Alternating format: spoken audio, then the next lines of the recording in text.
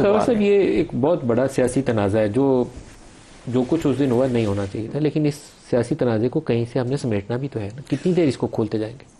دیکھیں ندیم صاحب، میں آپ کو ایک سیدھی سی بات بتاؤں. اب میرے ساتھ بیرسٹر نیازی بیٹھے ہوئے ہیں، یہ بڑی ماشاءاللہ ہمیشہ بڑی انہوں نے نپی تلی اور بڑا اچھی گفتگو بھی کرتے ہیں. ان کو میں پارلیمنٹ میں بھی سنتا ہوں اور اسی طرح منسٹر صاحب کو بھی.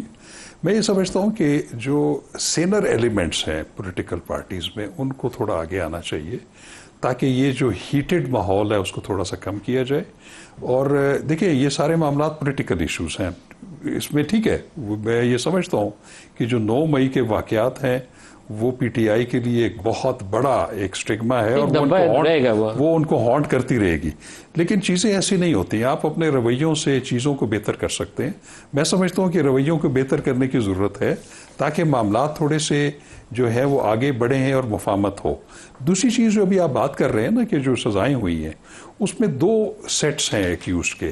ایک وہ ہیں جو کہ موقع سے پکڑے گئے، جن کی سی سی ٹی وی ریکارڈنگز ہیں یا فوٹیجز ہیں جن کو فورینزکلی اسٹیبلش کر کے ثابت کر دیا گیا. جس پہ اعتراض زیادہ ہو رہا ہے نا وہ یہ، جیسے ابھی کچھ خواتین و حضرات کا ذکر کیا کہ وہ موقع پہ مطلب کیسے ہو سکتا ہے کہ مختلف جو لوکیشن اس کی کہیں اور اسٹیبلش ہو رہی ہے. وہ بیسیکلی ہوتا ہے مجرمانہ سازش اور اعانت جرم. لیکن مجرمانہ سازش اور اعانت جرم کو اسٹیبلش کرنے کے لیے آپ کے پاس بڑی irrefutable ایویڈنس ہونی چاہیے. وہ ایویڈنس اس طرح کی نہیں ہونی چاہیے جس طرح کہ ہم سن رہے ہیں کہ وہ 3 اسپیشل برانچ یا پولیس کے افسران ہیں یا آفیشلز ہیں، وہی ہر کیس میں جا کے کہتے ہیں جی کہ ہمارے سامنے وہ کانسپیریسی ہوئی تھی.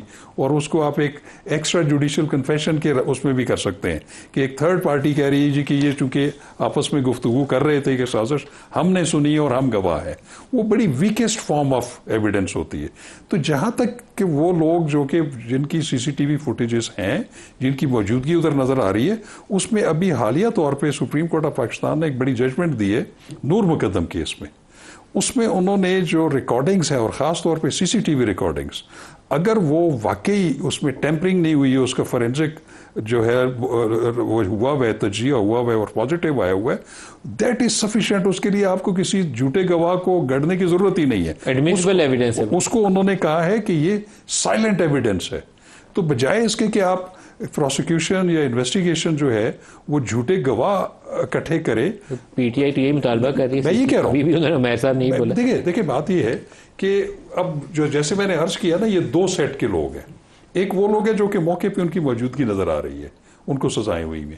سازش مجرمانہ جو ہوتی ہے یا اعانت یا جو کانسپیریسی ہوتی ہے، ابیٹمنٹ اور کانسپیریسی بھی، تو اس کو اسٹیبلش کرنے کے لیے میں سمجھتا ہوں کہ یہ جو طریقہ کار جو پروسیکیوشن نے جو یہ کہہ رہے وہ بڑی مزے کی، وہ میرا خیال ہے کافی مذائقہ خیز ہے. چکری میں ایک میٹنگ ہو رہی تھی تو وہ پولیس والے کا مجھے پتا چلا ایک باخبر ذریعے سے نا، مطلب ہم اپنے رپورٹر کی ایسی خبر نہیں مانتے جس میں بالکل ہی سر پہ ہے نا جس کو، تو وہاں سے سزائیں ہونا تو سر بڑا کوشچن ہے.